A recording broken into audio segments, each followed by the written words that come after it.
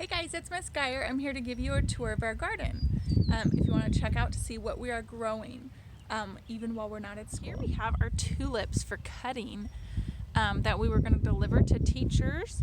I do have some tulips that were ready to be pulled. We have this feathery pink parrot tulip, and then the yellow ones were ready. So I have a bunch of 6 that I'm going to go drop off at a teacher's door. And this next week, we're probably going to harvest all of these to deliver to teachers. Tulip is ready to be picked. You want to pick it in the bud stage. And that means, like right now, they all have buds. So they would look like this, except they would have more color. This one doesn't quite have much color. It would have some bright pinks around the edge. So this one's not quite ready. This one is pretty bright in color. It's still pretty short. I think it could get a little bit taller and a little bit brighter. So see, these ones are kind of just not quite ready. They're still a little bit green, a little bit too green. The ones I picked still have a little green in them, that they're more yellow than not. These ones just quite aren't ready. They're not as big. See, the buds are real tight and small, and these ones have kind of loosened up. You don't want to pick them when they're too tight, but these ones are our white ones. You can kind of see that little bit of color starting to show. And then right here we have one of our dark ones. It's still so tight. It's starting to get its color, but if you gently look, there's not much color underneath there. And these are also some bright pinkish orangish, and you can kind of see that color showing through. And look at all those layers, but it's not quite bright enough. So there's not quite enough color in these to pick them yet, because when you pick them, they'll continue to open up, but if they don't have their color, then you'll just have green flowers that open up, and you want their beautiful colors to be showing. Over here we have our onions. We have planted some onions, and then we planted carrots. They're not popping up yet, and beets, which they're starting to pop up. You can see this little row. All these are little beets popping up. We didn't grow beets last year, so it's a new adventure for us at school. Has anyone ever tried a beet? Over here we left this space for our flowers that we planted in Garden Club, and then we come to the lettuce. This half of the bed will be lettuce. So you can see here all the lettuce starting to pop up. They're too close together right now. We'll give them just a little bit more, and then we'll thin them out, which means we'll pick out a couple in the middle so they have space to grow. Over in this next bed, we have spinach and broccoli. The spinach is starting to come up. Spinach, when it comes up, it kind of first looks like grass.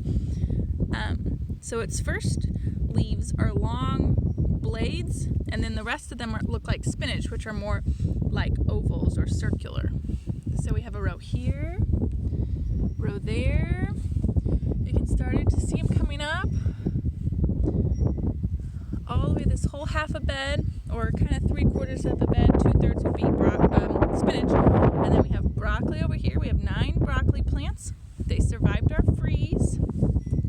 And then over here is our garlic bed. We had 2 kinds of garlic. The soft neck garlic is on this side, I believe. We planted it back in November. It's a little bit later to come up, so these ones aren't necessarily as big. And there's a couple, if I can find one, like this one and this one, that are just starting to come up. They didn't quite come up as early as the hardneck garlic that's so huge already. Look how big they are. The garlic will stay in our beds until like the first week of June, and then we'll pick them and dry them out and save them for our salsa or other things in the fall. We do have some extra space in here. We might, like this place didn't kind of get anything, so we might throw a flower plant there, and maybe a flower or 2 down there to help with those bees pollinating. Here we have, it looks like some kind of an animal maybe, hopefully not a person, pulled up a couple of our garlics, but I just kind of wanted to show you what it looks like. So when the Garden Club interest group planted the garlic in the fall, they planted one clove, which you can see right here. One clove. And you can kind of see it's not big, it's kind of like flattened out. That's because all its energy has gone into growing the new shoot of garlic. So right now, our garlic doesn't really look like garlic. The bottom just kind of looks like this. And this is what we call like the neck of the garlic. So right now, if you pulled up our garlic, there's not even any garlic to be had. They need like 2 more months to grow into the heads of garlic. Well, they'll have the cloves all the way around the neck of the garlic. So this clove will continue to die off, and then new cloves will grow all around the neck of the garlic. So that's our quick garden tour.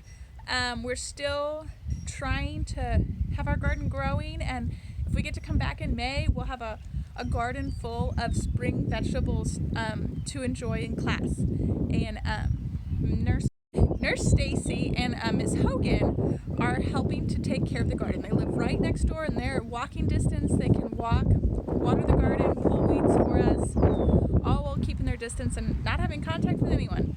Gardening is a great way to keep your distance from people.